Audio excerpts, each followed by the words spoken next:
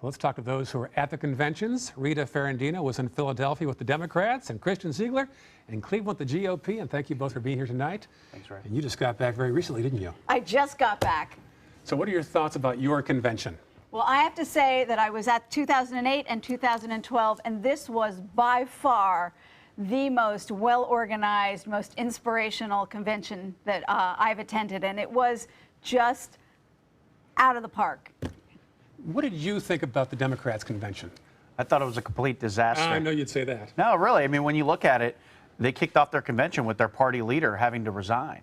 And, you know, that was from bias with the Bernie Sanders versus Hillary, and she obviously showed favoritism towards Hillary. And then you go right through the week, and they had no American flags the first night. They had a Palestinian flag being waved. You go through, you look at the Bernie Sanders protesters, they walked out.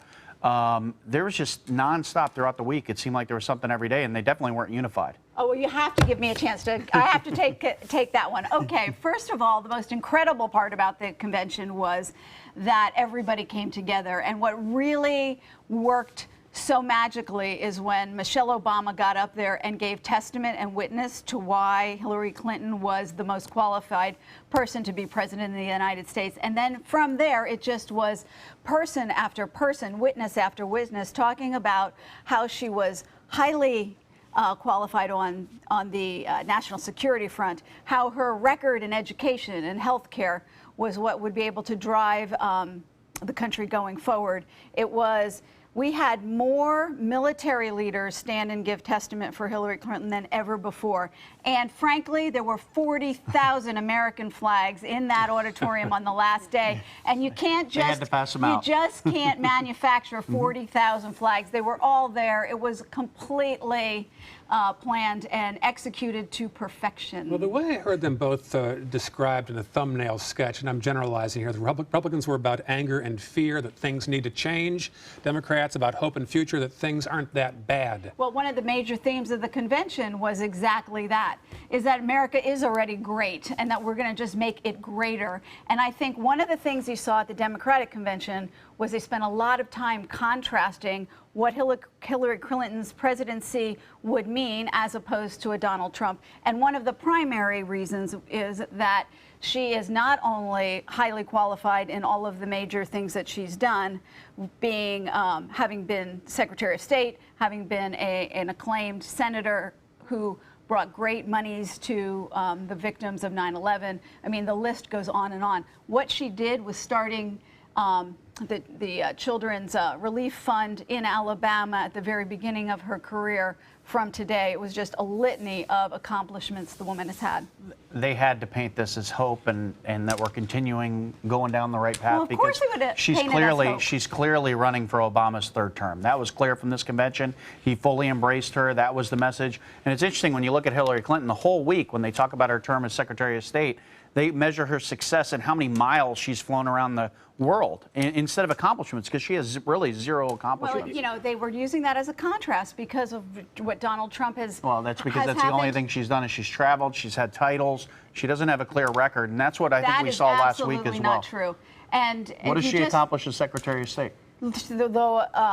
The convention was filled with testament about what she has done. Nothing as Secretary of State, because if you look at... She just absolutely, I mean, come on, Christian. Well, when you take away the candidates and take away Trump and Clinton, and some folks wish you would. But that is the whole convention. Isn't this really about whether do you think there's a need for change in this country or not? It really boils down to one or the other. That's exactly right. And the other thing is, President Obama is at an all-time record high in his favorabilities. He is at over 70% in favorability ratings, and he is that surpassed Ronald Reagan or any American president in U.S. history. And so I think that there are many people who really do believe that we're better off. I am one of them. My life is better today than it was 8 years ago, without question. He might have high numbers right now, but when you look at it and you actually poll Americans and do they want a different direction for America, I think it's something like 70% is a poll that I saw, that they want a different direction. And that's what Donald Trump's message was. He's a clear outsider. He's not a career politician, unlike Hillary Clinton and a lot of those people that you saw on stage. It really was a whole week of politician after politician after politician talking and stepping up. True again. Whereas when you have Donald Trump, who's an outsider, and the people are obviously speaking on the Republican side, whereas you look at Bernie Sanders, it was completely rigged on the Democratic side, for Hillary Clinton to give her the nomination. So first of all, Bernie Sanders is an accomplished senator who he stood up and he told everybody why he was supporting Hillary Clinton. He was the one who, one of the poignant moments in the convention is when he stood and offered to have Hillary Clinton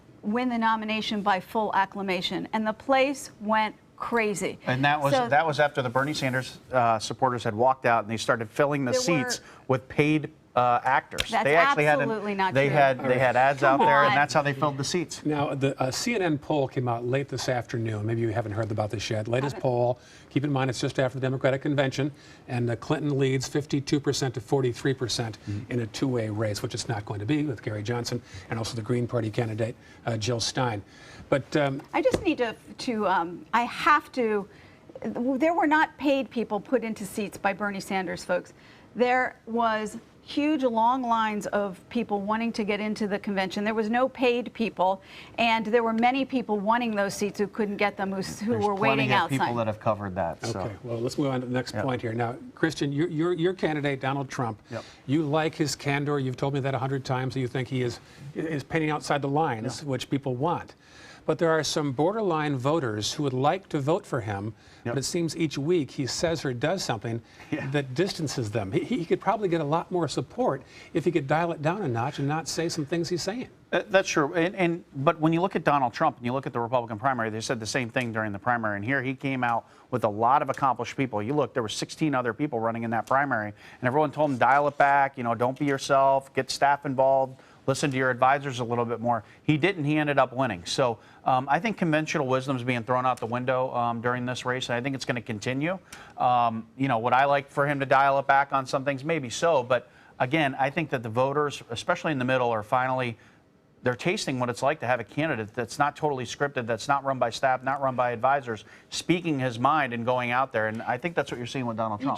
It was just published that Donald Trump has spent $1 million hiring the best crisis manager, PR crisis manager money can buy.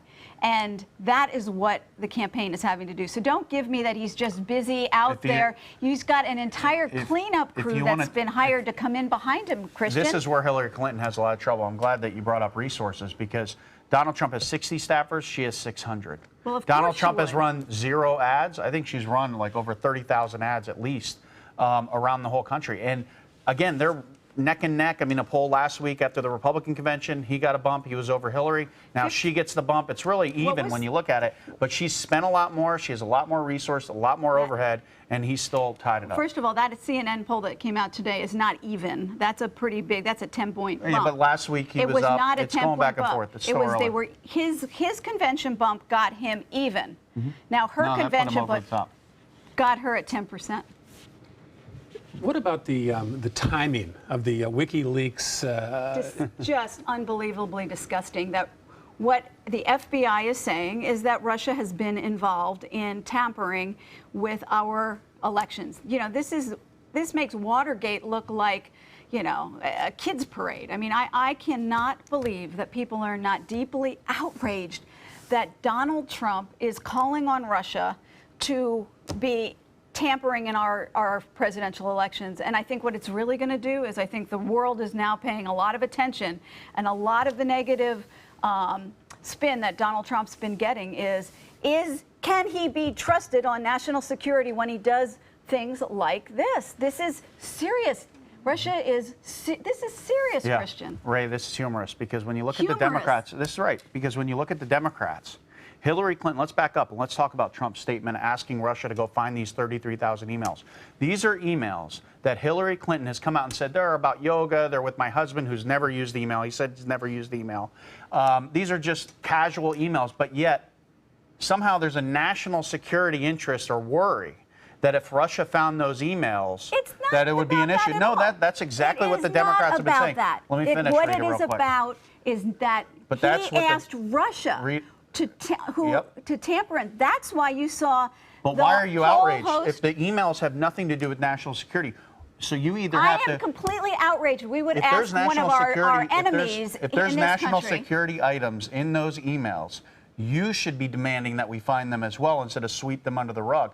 Hillary Clinton, so either Hillary's lying about it or you need to take her for her word for it. But what we need but to you be can't get talking upset about- that Trump wants those 33,000 emails found.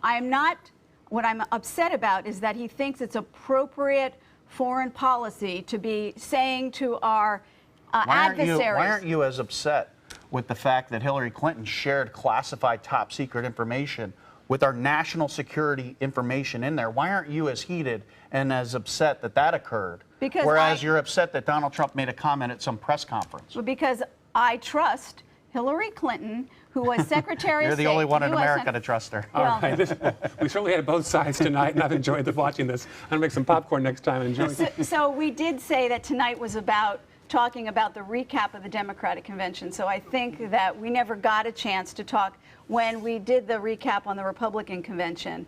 You know, there were big takeaways from each, and There I think certainly there was. is real contrast when you look at the two conventions, and that's what voters should be looking at. They are. We talked about that at the top. Thank you, Rita. Thank you, Kristen, for being here.